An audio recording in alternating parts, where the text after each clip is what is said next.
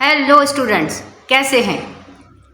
तो आज के इस वीडियो में कक्षा 6 के लिए विज्ञान की पाठ्यपुस्तक जिज्ञासा, इसके अध्याय 4 चुंबकों को जाने, एक्सप्लोरिंग मैग्नेट्स, इस पाठ के सभी प्रश्न उत्तरों को देखने वाले हैं।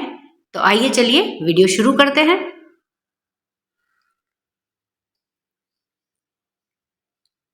पृष्ठ संख्या 60 पर स्थित प्रश्न। प्रश्न 1, क्या चुंबक केवल कुछ विशेष पदार्थों से बनी वस्तुओं पर ही चिपकते हैं? तो उत्तर है हाँ। चुंबक कुछ पदार्थों को अपनी ओर आकर्षित करता है, जबकि कुछ चुंबक की ओर आकर्षित नहीं होते हैं। तो वे पदार्थ जो चुंबक की ओर आकर्षित होते हैं उन्हें चुंबकीय पदार्थ कहते हैं। अर्थात ऐसे पदार्थ जो चुंबक की ओर आकर्षित होते हैं उन्हें चुंबकीय पदार्थ कहते हैं। लोहा एक चुंबकीय पदार्थ है, अर्थात यह चुंबक की ओर आकर्षित होता है। निकल और कोबाल्ट अन्य धातुएं हैं जो चुंबकीय हैं। लोहे के अलावा निकल और कोबाल्ट भी क्या है? चुंबकीय धातुएं हैं। अन्य धातुओं के साथ में उनके कुछ संयोजन भी चुंबक की ओर आकर्षित होते हैं। वे पदार्थ जो चुंबक की ओर आकर्षित नहीं होते हैं उन्हें अचुंबकीय पदार्थ कहते हैं। यानी कि ऐसे पदार्थ जो चुंबक की ओर आकर्षित नहीं होते हैं उन्हें अचुंबकीय पदार्थ कहते हैं। एल्यूमिनियम, पीतल, तांबा, सोना, सीसा, चांदी जैसी धातुएं और प्लास्टिक, लकड़ी, रबर जैसे पदार्थ चुंबक की ओर आकर्षित नहीं होते हैं। तो ये सभी पदार्थ अचुंबकीय पदार्थ कहलाते हैं।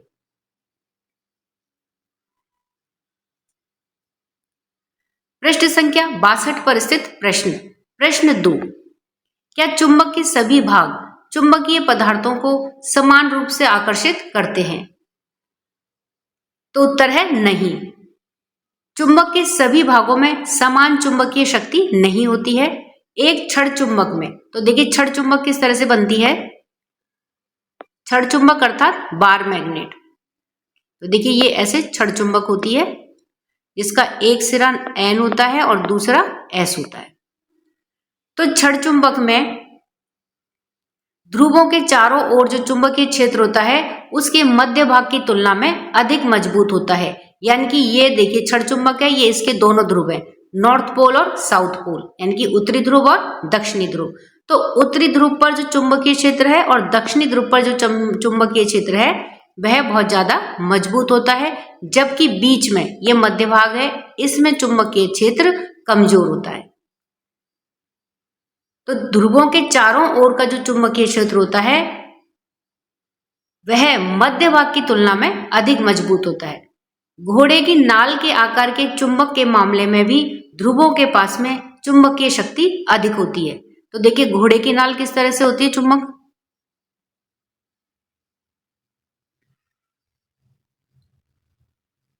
इस तरह से बनती है। इसके दोनों सिरे हो गए नॉर्थ पोल और साउथ पोल। तो इन नॉर्थ पोल और साउथ पोल के ऊपर चुंबकीय क्षेत्र ज्यादा मजबूत होता है और जो मध्य भाग होता है यहां पर चुंबकीय क्षेत्र उतना मजबूत नहीं होता है।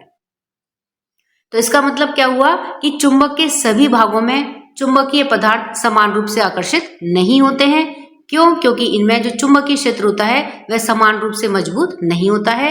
नॉर्थ पोल और साउथ पोल पर चुंबकीय क्षेत्र ज्यादा मजबूत होता है, जबकि मध्य भाग में चुंबकीय क्षेत्र थोड़ा कमजोर होता है। पृष्ठ संख्या 63 पर स्थित प्रश्न। प्रश्न 3, क्या हम एक ध्रुव वाला चुंबक प्राप्त कर सकते हैं? तो उत्तर है नहीं। एक ध्रुव वाला अर्थात ऐसी चुंबक जिसमें केवल एक ही ध्रुव मौजूद हो। तो इस तरह का चुंबक कोई अस्तित्व में नहीं होता है। तो एक ध्रुव वाला चुंबक प्राप्त करना संभव नहीं है, भले ही किसी चुंबक को कितने भी छोटे टुकड़ों में तोड़ दिया जाए। छोटे से छोटे टुकड़े में भी उत्तरी और दक्षिणी दोनों ध्रुव हमेशा विद्यमान रहते हैं। तो देखिए ये एक चुंबक है और इसमें दोनों ध्रुव मौजूद हैं, N और S। अब यदि इस चुंबक को दो टुकड़ों में तोड़ दिया जाए तो देखिए इसके दो टुकड़े किस प्रकार से होंगे। ये N है। अब जब ये N है तो इसका दूसरा सिरा क्या होगा? S होगा। इसी तरह से जो इसका दूसरा टुकड़ा है उसमें यदि ये भाग S है तो ये जो भाग है ये क्या होगा? N होगा, नॉर्थ होगा। तो ऐसी कोई चुंबक नहीं है जिसमें केवल एक ही ध्रुव हो, एक ही पोल हो।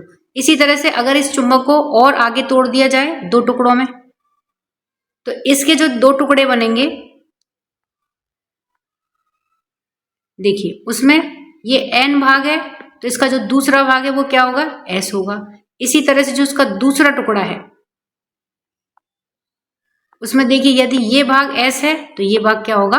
N होगा। इसी प्रकार इनका आगे अगर टुकड़ा कर दिया जाए तो उनमें भी दोनों ध्रुव हमेशा मौजूद रहेंगे। तो इस चुंबक के या किसी भी चुंबक के कितने ही छोटे से छोटा टुकड़ा कर दिया जाए, उस छोटे से छोटे टुकड़े में दोनों ध्रुव हमेशा मौजूद रहेंगे, उत्तरी ध्रुव और दक्षिणी ध्रुव। ऐसी स्थिति कभी भी प्राप्त नहीं की जा सकती कि जिसमें केवल एक ही ध्रुव प्राप्त किया जा सके, यानी कि केवल अकेला उत्तरी ध्रुव या केवल अकेला दक्षिणी ध्रुव कोई सी भी स्थिति में प्राप्त नहीं किया जा सकता है। ऐसी चुंबक का कोई अस्तित्व नहीं होता है। तो छोटे से छोटे टुकड़े में भी उत्तरी और दक्षिणी दोनों ध्रुव हमेशा विद्यमान रहते हैं।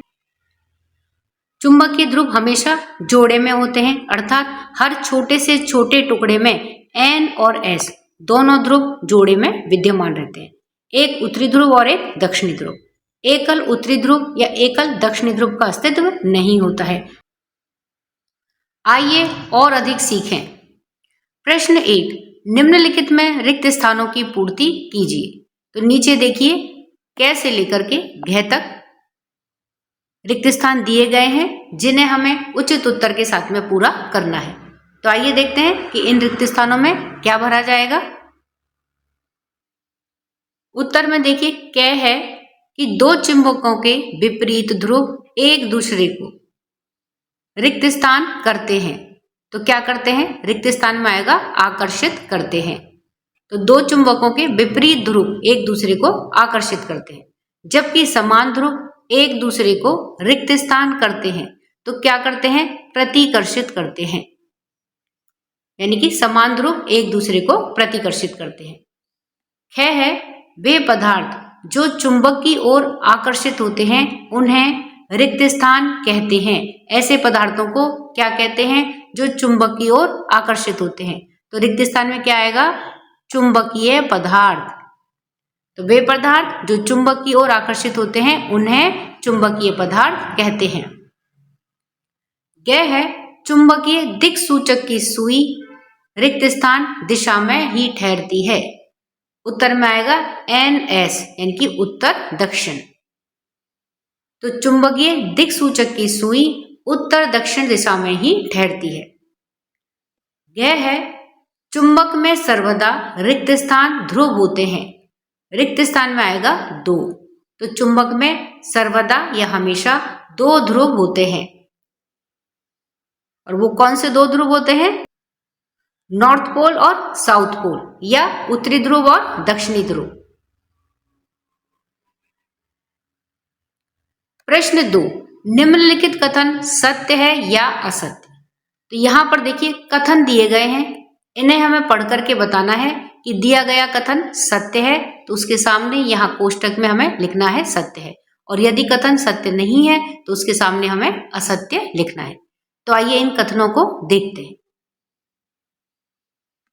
क्या है कि किसी चुंबक को टुकड़ों में तोड़ करके एक ध्रुव प्राप्त किया जा सकता है। तो यह कथन असत्य है, क्योंकि हमने क्या पढ़ा है कि एक ध्रुव वाली चुंबक अस्तित्व में नहीं होती है। किसी भी चुंबक के कितने ही टुकड़े कर दिए जाएं, उसमें जो ध्रुव होंगे वो हमेशा जोड़े में विद्यमान रहते हैं। एक ध्रुव की चुंबक का कोई अस्तित्व नहीं होता है।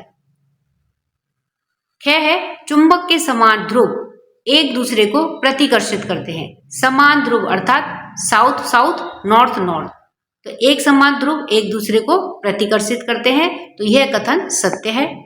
तो इसके सामने क्या लिखेंगे? सत्य। ग है जब किसी छड़ चुंबक को लोह रेतन के पास में लाया जाता है तो अधिकांश लोह रेतन उसके बीच में चिपक जाता है। तो यह कथन देखिए असत्य है, क्योंकि क्षण चुंबक के पास में हमने क्या देखा था कि जो चुंबकीय क्षेत्र होता है वह इसके दोनों ध्रुवों पर सबसे ज्यादा होता है और इसके बीच में जो मध्य भाग होता है इसमें उतना मजबूत नहीं होता है। तो जो लौह रेतन होता है वह इसके दोनों ध्रुवों पर तो सबसे ज्यादा चिपकेगा और बीच में कम चिपकेगा, इसलिए यह कथन असत्य है। घ है स्वतंत्र रूप से लटका हुआ क्षण चुंबक हमेशा उत्तर दक्षिण दिशा की ओर इंगित करता है, तो यह कथन सत्य है। प्रश्न 3, स्तंभ 1 में विभिन्न स्थितियां दर्शाई गई हैं जिनमें एक चुंबक का कोई एक ध्रुव दूसरे चुंबक के किसी ध्रुव के निकट स्थित होता है। स्तंभ 2 में विभिन्न स्थितियों के लिए उनके बीच में होने वाली अंतःक्रिया दर्शाई गई है, रिक्त स्थानों की पूर्ति कीजिए। तो यहाँ देखिए स्तंभ ए में क्या बताया है, एक स्तंभ में कि एक चुंबक का कोई एक ध्रुव दूसरे चुंबक के किसी दूसरे ध्रुव के निकट स्थित है। जैसे यहाँ पर बताया है कि एन एन यानी कि एक चुंबक का एन सिरा नॉर्थ सिरा उत्तरी सिरा दूसरे चुंबक के उत्तरी ध्रुव के पास में है। अब इन दोनों चुंबकों में इनके बीच में क्या अभिक्रिया होगी वह हमें यहाँ स्तंभ 2 में लिखनी है कि क्या ये चुंबकों के दोनों सिरे एक दूसरे को आकर्षित करेंगे या प्रतिकर्षित करेंगे, तो वह क्रिया हमें यहाँ पर लिखनी है। अब देखिए इसमें दूसरे में स्तंभ 2 में बताया है कि आकर्षण है, क्रिया बताई गई है और हमें स्थिति बतानी है कि कौन सी स्थिति होगी जिसमें आकर्षण होगा। तो पहली चुंबक का एन सिरा दे रखा है, अब हमें यहाँ बताना है कि दूसरी चुंबक का कौन सा सिरा यहाँ पे होगा कि इनके बीच में आकर्षण होगा, तो यह रिक्त स्थान हमें भरना है। उसी तरह से स्तंभ 1 में देखिए तीसरे नंबर की स्थिति है कि पहली चुंबक का एस सिरा अर्थात दक्षिणी ध्रुव और दूसरी चुंबक का उत्तरी ध्रुव, ये दोनों आपस में हैं, तो इन दोनों के आपस में होने से कौन सी क्रिया होगी वह हमें यहाँ पर लिखनी है, स्तंभ 2 में लिखनी है। उसी तरह से स्तंभ 2 में दिया है प्रतिकर्षण यानी कि एक दूसरे को दूर खींचना। इसमें देखिए स्तंभ 1 में स्थिति दे रखी है कि दूसरी चुंबक का साउथ वाला सिरा है दक्षिणी ध्रुव है, तो यहाँ पर पहली चुंबक का कौन सा सिरा होगा कि इनमें आपस में प्रतिकर्षण होगा, वह हमें यहाँ रिक्त स्थान में लिखना है। तो आइए इन रिक्त स्थानों को देखते हैं कि ये किस प्रकार से भरे जाएंगे। स्तंभ 1 में देखिए क्या दिया है कि पहली चुंबक का उत्तरी ध्रुव और दूसरी चुंबक का भी उत्तरी ध्रुव है, तो जब ये दोनों पास पास में होंगे तो इनके बीच की अंतःक्रिया कैसी होगी कि इनमें आपस में प्रतिकर्षण होगा, तो रिक्त स्थान में क्या लिखेंगे हम, प्रतिकर्षण। अब स्तंभ 2 में दे रखा है कि आकर्षण। स्तंभ 1 में हमें स्थिति लिखनी है कि दोनों चुंबकों की स्थिति क्या होगी, जिसमें पहली चुंबक की स्थिति दे रखी है कि उस चुंबक का नॉर्थ सिरा या उत्तरी ध्रुव है, तो दूसरी चुंबक का कौन सा सिरा होगा कि इनमें आकर्षण होगा। तो देखिए विपरीत ध्रुव आपस में आकर्षित होते हैं, तो दूसरी चुंबक का जो साउथ वाला सिरा है दक्षिण ध्रुव है वह इसके पास में होगा, तब इन दोनों में आकर्षण होगा। और यहाँ स्थिति जो आकर्षण की है उसके लिए स्तंभ 1 में दूसरी चुंबक का दक्षिणी ध्रुव यहाँ पर रिक्त स्थान में आएगा। उसी तरह स्तंभ 1 में देखिए पहली चुंबक का दक्षिणी ध्रुव और दूसरी चुंबक का उत्तरी ध्रुव, तो इनके जब दोनों पास में आएंगे तो क्या होगा, आकर्षण होगा। तो इसलिए स्तंभ 2 में रिक्त स्थान में क्या आएगा, आकर्षण, क्योंकि चुंबक के जो विपरीत ध्रुव होते हैं वो आपस में एक दूसरे को आकर्षित करते हैं। स्तंभ 2 में देखिए प्रतिकर्षण दे रखा है, तो प्रतिकर्षण कौन सी स्थिति में होता है, इसके लिए देखिए स्तंभ 1 में दूसरी चुंबक का दक्षिणी ध्रुव दे रखा है, तो पहली चुंबक का कौन सा वाला ध्रुव होगा कि इनमें आपस में प्रतिकर्षण होगा। तो जो पहली वाली चुंबक है उसका भी दक्षिणी ध्रुव ही पास में होगा और दूसरी वाली चुंबक का दक्षिणी ध्रुव दे रखा है, तो समान ध्रुव एक दूसरे को प्रतिकर्षित करते हैं। तो इस प्रकार से स्तंभ ए में चुंबकों की स्थिति और स्तंभ 2 में उनके बीच में जो अंतःक्रिया है उसको दर्शाया गया है। प्रश्न 4, अथर्व ने एक प्रयोग किया जिसमें उसने एक क्षण चुंबक लिया। तो देखिए ये क्षण चुंबक दे रखी है और उसे स्टील की पिनों के ढेर पर घुमाया। ये स्टील की पिनें दे रखी हैं, ये देखिए ढेर है स्टील की पिनों का, इसके ऊपर क्षण चुंबक को घुमाया। चित्र 4.15, तो देखिए ये चित्र 4.15 है। आपके अनुसार तालिका 4.3 पाठ्य पुस्तक में देखें, उसमें दिए गए अवलोकनों के समुच्चय में से कौन सा विकल्प संभवतः उसका वास्तविक अवलोकन है। तो इसमें हमें ये बताना है कि जब इस छड़ चुंबक को इस स्टील की पिनों के ऊपर घुमाया जाता है तो इसके ऊपर कै भाग के ऊपर ज्यादा पिनें चिपकेंगी, ख भाग के ऊपर ज्यादा चिपकेंगी यानी कि मध्य भाग के ऊपर ज्यादा चिपकेंगी, या गै भाग के ऊपर ज्यादा चिपकेंगी। हमें ये अवलोकन करके बताना है कि उसने जो अवलोकन किया है अथर्व ने, उसमें उसके अवलोकनों में से कौन सा विकल्प सही है। तो देखिए ये तालिका 4.3 है कि चुंबक के द्वारा उसके विभिन्न स्थानों पर आकर्षित पिनों की संख्या। तो इसमें देखिए स्थिति कै में, पहली स्थिति कै में 10 है पिनों की संख्या, स्थिति ख पर 2 है और स्थिति ग पर 10 है। इसे देखिए छड़ चुंबक पर एक बार वापस से चित्र में देखते हैं। तो देखिए स्थिति कै में 10 है पिनों की संख्या, स्थिति ख पर 2 है पिनों की संख्या और स्थिति ग पर 10 है पिनों की संख्या। इसका मतलब दोनों ध्रुवों पर पिनों की संख्या ज्यादा है और बीच में पिनों की संख्या कम है। तो एक विकल्प तो यह है। दूसरा है कि स्थिति कै में 10 है पिनों की संख्या, स्थिति ख में 10 है पिनों की संख्या, स्थिति ग में 2 है पिनों की संख्या। तो क्या यह वाला विकल्प सही है। तीसरा है स्थिति कै में 2 है पिनों की संख्या यानी कि कम पिनें आकर्षित हुई हैं स्थिति कै पर, स्थिति ख में 10 है पिनों की संख्या यानी कि बीच में ज्यादा पिनें आकर्षित हुई हैं और स्थिति ग पर 10 है पिनों की संख्या। चौथा है कि स्थिति कै में 10 है पिनों की संख्या, स्थिति ख पर भी 10 है पिनों की संख्या यानी कि बीच में भी पिनें 10 हैं बराबर है और स्थिति ग पर भी पिनों की संख्या 10 है। इसका मतलब दोनों ध्रुवों पर और बीच में पिनों की संख्या बराबर है। तो अब इन चारों विकल्पों में से हमें बताना है कि कौन सा विकल्प सही है। तो देखिए तालिका को देख करके हमें क्या लग रहा है कि जो पहला विकल्प है वह सही है, क्योंकि पहले विकल्प में देखिए स्थिति कै पर 10 है पिनों की संख्या, स्थिति ख पर 2 है पिनों की संख्या और स्थिति ग में 10 है पिनों की संख्या। तो स्थिति कै और ग ये दोनों ध्रुवों को दर्शाती है। देखिए इसे हम चुंबक में देखते हैं चित्र में।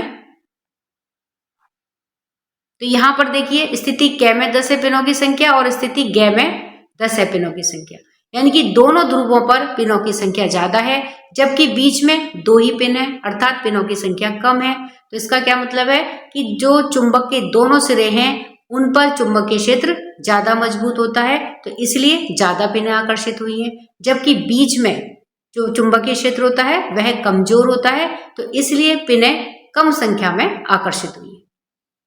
अब आइए इसके उत्तर को देखते हैं।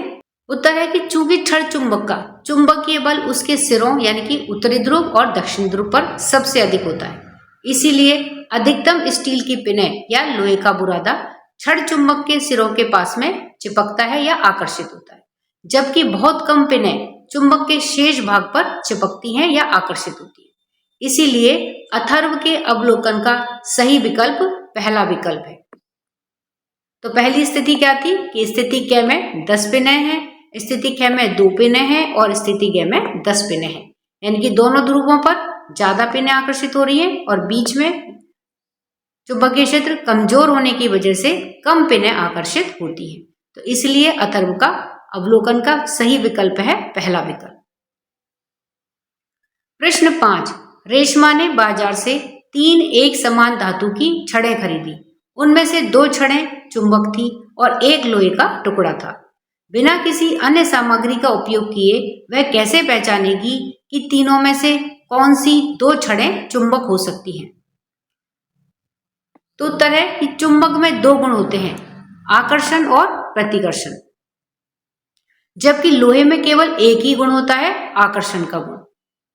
इस प्रकार से जब 2 छड़ें एक दूसरे के सामने रखी जाती हैं तो यदि वे आकर्षित और प्रतिकर्षित होती हैं तो वे दोनों चुंबक छड़ हैं, जबकि वे केवल एक दूसरे को आकर्षित करते हैं, प्रतिकर्षित नहीं करते हैं, तो उनमें से एक चुंबक है और दूसरा लोहे की छड़ है। इसी प्रकार से रेशमा चुंबकीय आकर्षण की गतिविधि से पहचान सकती है। अब एक छड़ लें और उसे दूसरी छड़ के पास में रखें। पहला, यदि एक छड़ ध्रुवों की दिशा बदल करके भी दूसरी छड़ के द्वारा आकर्षित होती है, तब इसका अर्थ है कि उन दोनों में से एक छड़ तो लोहे की है और दूसरी चुंबकीय, तथा तीसरी बची हुई छड़ चुंबक छड़ है। इस पर ए का निशान लगा करके पहचान अंकित करें। तो देखिए, तीन चुंबकों में से या तीन छड़ों में से जो दो छड़ हैं, उनको जब आपस में एक दूसरे के पास में लाते हैं और यदि वे आकर्षित करती हैं, तो इसका क्या मतलब हुआ कि उनमें से एक छड़ तो लोहा है, तभी वह दूसरी चुंबक की तरफ आकर्षित हो रहा है। तो ये दोनों को एक तरफ रख देंगे और जो बाकी की जो बची हुई जो चुंबक छड़ है, उसके ऊपर हम क्या करेंगे, ए निशान लगा देंगे। तो ए निशान लगाने का मतलब है कि जो बची हुई छड़ है उनमें से निश्चित एक चुंबक छड़ है। दूसरा, अब इस चुंबक छड़ ए के पास में, यानी कि जो ये बची हुई, जो हमारे पास में तीसरे नंबर की छड़ रह गई थी, जिसे हमने क्या नाम दिया था, ए नाम दिया था, उसके पास में उन दोनों में से किसी एक छड़ को पास में लाएं। यदि वह ध्रुवों की दिशा बदल करके इससे प्रतिकर्षित और आकर्षित होती है, तो वह छड़ भी चुंबक छड़ है। तो देखिए, जब हम इसके पास में एक जो दूसरी दो छड़ हैं उनमें से एक छड़ को लाते हैं, तो यदि जब हम इसका ये वाला सिरा पास में लाते हैं और यदि ये इससे आकर्षित होती है और दूसरा सिरा बदलते हैं तो प्रतिकर्षित होती है, तो इसका मतलब क्या हुआ कि यह चुंबक छड़ है। और तीसरा, कि यदि ध्रुवों की दिशा बदलने पर भी केवल आकर्षित ही होती हैं, तो वह छड़ लोहे की छड़ है। प्रश्न 6, आपको एक चुंबक दिया गया है जिस पर ध्रुवों की पहचान अंकित नहीं है। आप एक अन्य चुंबक जिस पर ध्रुव अंकित है की सहायता से दिए गए चुंबक के ध्रुवों का पता कैसे लगा सकते हैं।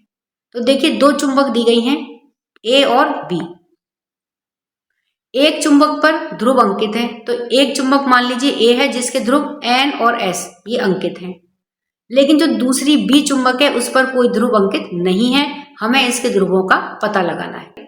देखिए कि जो चिन्हित चुंबक है ए वाली, इसके जब हम यहाँ पर एस सिरा अंकित है, तो इसे जब हम बी वाली के चुंबक के इसके पास की तरफ लेके जाएंगे, इधर लेके जाएंगे, तो यदि यह आकर्षित होती है, बी वाली चुंबक की तरफ आकर्षित होती है, तो इसका क्या मतलब है कि यह बी का कौन सा सिरा है, उत्तरी सिरा है।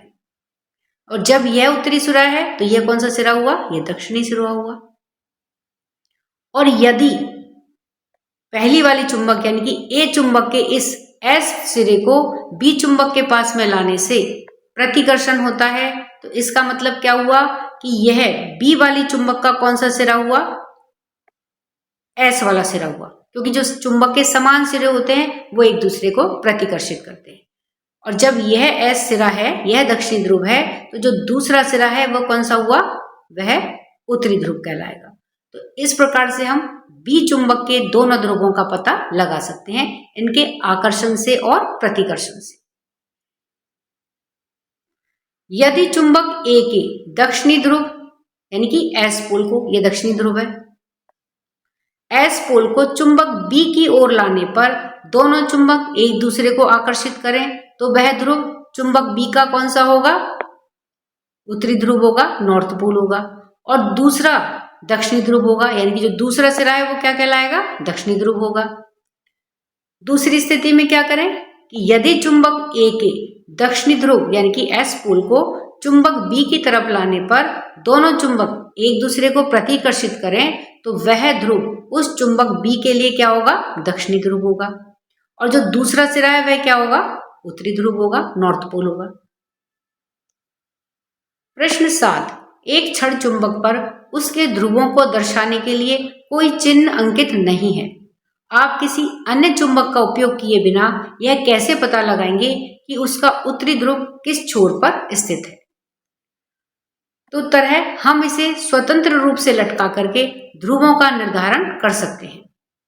तो देखिए, ये छड़ चुंबक को लिया है, तो हम इसे स्वतंत्र रूप से लटका करके ध्रुवों का निर्धारण कर सकते हैं, क्योंकि हमारी पृथ्वी स्वयं एक विशाल चुंबक की तरह व्यवहार करती है। इसीलिए स्वतंत्र रूप से लटका हुआ चुंबक हमेशा उत्तर दक्षिण दिशा में ठहरता है। चुंबक का वह सिरा जो उत्तर की ओर इंगित करता है उसे चुंबक का उत्तरोन्मुखी ध्रुव या उत्तरी ध्रुव कहा जाता है। तो चुंबक का वह सिरा जो उत्तर की ओर इंगित करता है उसे क्या कहते हैं? चुंबक का उत्तरोन्मुखी ध्रुव या उत्तरी ध्रुव कहलाता है। दूसरा सिरा जो दक्षिण की ओर इंगित करता है उसे चुंबक का दक्षिणोन्मुखी ध्रुव या दक्षिणी ध्रुव कहलाता है। तो चुंबक का वह सिरा जो उत्तर की ओर इंगित करता है तो वह उत्तरी ध्रुव होगा और जो दक्षिण की ओर इंगित कर रहा है तो वह दक्षिणी ध्रुव कहलाता है। प्रश्न 9, एक मिस्त्री पेचकस की सहायता से एक यंत्र की मरम्मत कर रहा था, लेकिन स्टील के पेच बार बार नीचे गिर रहे थे। इस अध्याय में आपने जो सीखा है उसके आधार पर मिस्त्री की समस्या को हल करने का उपाय सुझाइए। तो उत्तर है, मिस्त्री को साधारण पेचकस की बजाय चुंबकीय पेचकस का उपयोग करना चाहिए। इससे स्टील के पेच आसानी से नहीं गिरेंगे, वे चुंबकीय पेचकस से चिपके रहेंगे और वह आसानी से यंत्र को ठीक कर पाएगा। यानी कि साधारण पेचकस के स्थान पर वह चुंबकीय पेचकस का उपयोग करें। प्रश्न 10, दो वलय चुंबक कै और ख चित्र 4.16 पाठ्यपुस्तक में देखें में दर्शाए अनुसार व्यवस्थित है। तो देखिए ये चित्र है 4.16, इसमें दो वलय चुंबक कै और ख इस प्रकार से स्थित हैं। यह देखा गया है कि चुंबक कै नीचे की ओर नहीं जाता है, यानी कि चुंबक कै अपनी स्थिति पर स्थित है। इसका संभावित कारण क्या हो सकता है? यानी कि चुंबक कै नीचे क्यों नहीं आ रहा है, इसका क्या कारण हो सकता है? किसी भी चुंबक को बिना धकेले चुंबक कै को चुंबक ख के संपर्क में लाने का उपाय सुझाइए। यानी कि इस चुंबक कै को धक्का देकर के नीचे लाने के बजाय कुछ ऐसा उपाय बताइए कि चुंबक कै नीचे चुंबक ख के पास में आ जाए। तो देखिए इसका संभावित कारण क्या हो सकता है कि चुंबक कै ऊपर की तरफ है, वह नीचे नहीं आ रहा है। इसका मतलब इन दोनों चुंबकों के समान भाग आपस में मिल रहे हैं। इसका मतलब पहली चुंबक का मान लीजिए उत्तरी ध्रुव है तो ख चुंबक का भी यहाँ पर उत्तरी ध्रुव होगा। तो जो समान ध्रुव होते हैं वह एक दूसरे को प्रतिकर्षित करते हैं, तो इसलिए कै चुंबक अपनी स्थिति में बनी हुई है। अब इसको अगर हम घुमा दें, यानी कि जब यहाँ पर ये नॉर्थ सिरा आ रहा है तो अगर घुमाने से यहाँ पर एस सिरा आ जाए, साउथ वाला या दक्षिणी ध्रुव आ जाए, तो क्या होगा? दोनों चुंबकों के विपरीत ध्रुव आ जाएंगे और विपरीत ध्रुव एक दूसरे को आकर्षित करते हैं। तो बिना धक्का दिए हुए कै वाली चुंबक है वह नीचे खिसक जाएगी, क्योंकि ख वाली चुंबक का जो सिरा है वह उसे अपनी ओर आकर्षित कर लेगा। तो आइए इसका उत्तर देखते हैं। उत्तर है कि चुंबक कै नीचे की ओर अर्थात चुंबक ख के पास में नहीं जाता है। इसका संभावित कारण यह है कि दोनों चुंबक एक दूसरे के सामने समान ध्रुवों पर स्थित हैं, जिससे कि उनके बीच में प्रतिकर्षण होता है।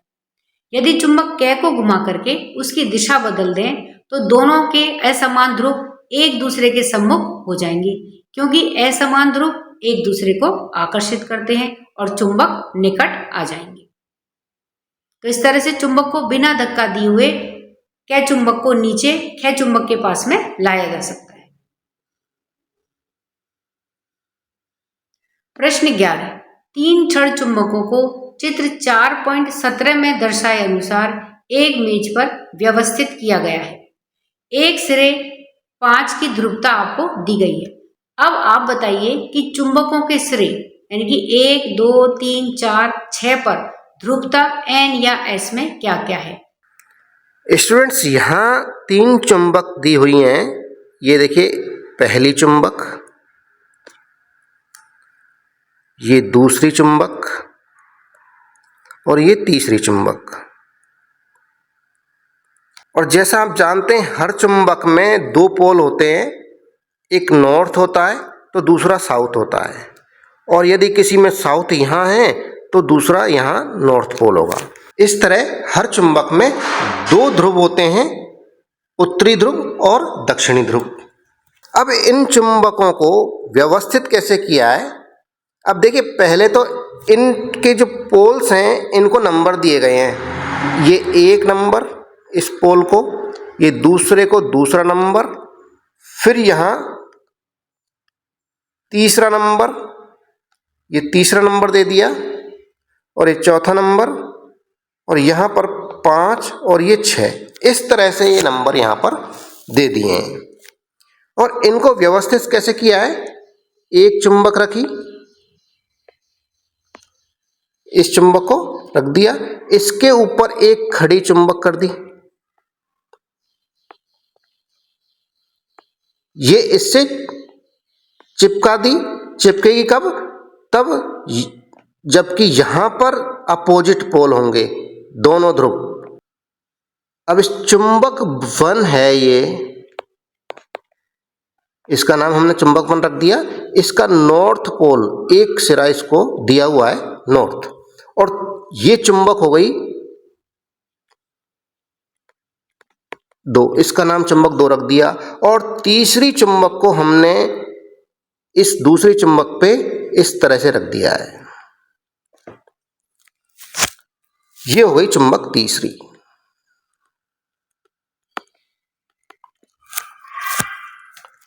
और यहां क्रमांक दिए हुए हैं इन पोल्स के, तो पोल्स के क्रमांक किस तरह से हैं, पहला जो क्रमांक है ये इस पोल का है, दूसरे पोल का क्रमांक दे रखा है 2, फिर इसका 3, फिर इसका 4, इसका दे दिया 5, और ये दे दिया 6। और क्या गिवन है, दिया हुआ क्या है, ये जो चुंबक 1 है इसका एक पोल हमें दिया हुआ है। ये कौन सा पोल है, नॉर्थ पोल, उत्तरी ध्रुव।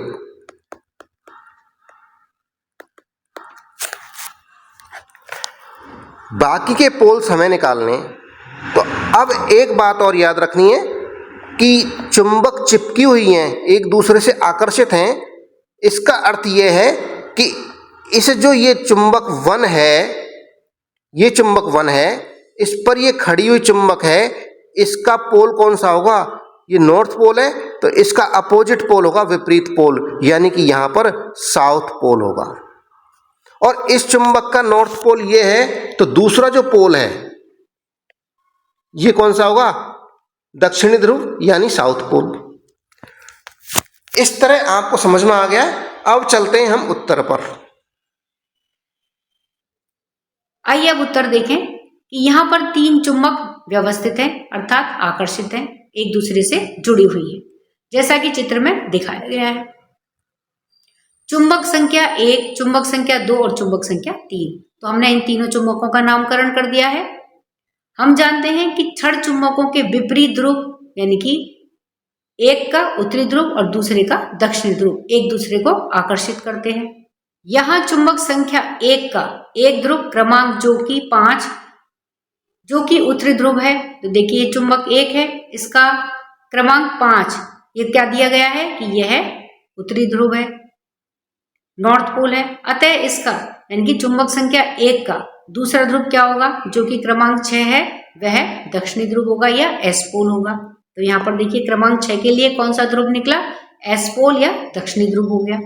चुंबक संख्या 1 के उत्तरी ध्रुव यानी कि ध्रुव क्रमांक 5 की ओर चुंबक संख्या 2 का दक्षिणी ध्रुव यानी कि ध्रुव क्रमांक 4 आकर्षित होगा। विपरीत ध्रुव आकर्षित होगा तो चौथे नंबर पर दूसरी वाली चुंबक का दक्षिणी ध्रुव आकर्षित होगा। और चुंबक संख्या 2 का अन्य ध्रुव यानी कि जो दूसरा ध्रुव है, ध्रुव क्रमांक 3, वह कौन सा होगा, वह उत्तरी ध्रुव होगा। चुंबक संख्या 2 के उत्तरी ध्रुव यानी कि ध्रुव क्रमांक 3 की ओर चुंबक संख्या 3 का दक्षिणी ध्रुव यानी कि ध्रुव क्रमांक 2 स्पष्ट रूप से दक्षिणी ध्रुव यानी कि एस की तरफ आकर्षित होगा। और चुंबक संख्या 3 का शेष ध्रुव, ध्रुव क्रमांक 1 क्या होगा, नॉर्थ पोल या उत्तरी ध्रुव होगा। तो इस प्रकार से हम इन तीनों चुंबकों के 1, 2, 3, 4 और 6 इन तीनों क्रमांकों पर जो पोल या जो ध्रुव व्यवस्थित हैं उनका हम पता लगा सकते हैं। तो स्टूडेंट्स, नेक्स्ट वीडियो में हम देखेंगे अध्याय 5 लंबाई एवं गति का मापन, measurement of length and motion. इसके सभी प्रश्न उत्तरों को हम अगले वीडियो में देखेंगे। तब तक वीडियो पसंद आया, वीडियो को लाइक करें, शेयर करें, चैनल पर नए हैं तो सब्सक्राइब करना ना भूलें।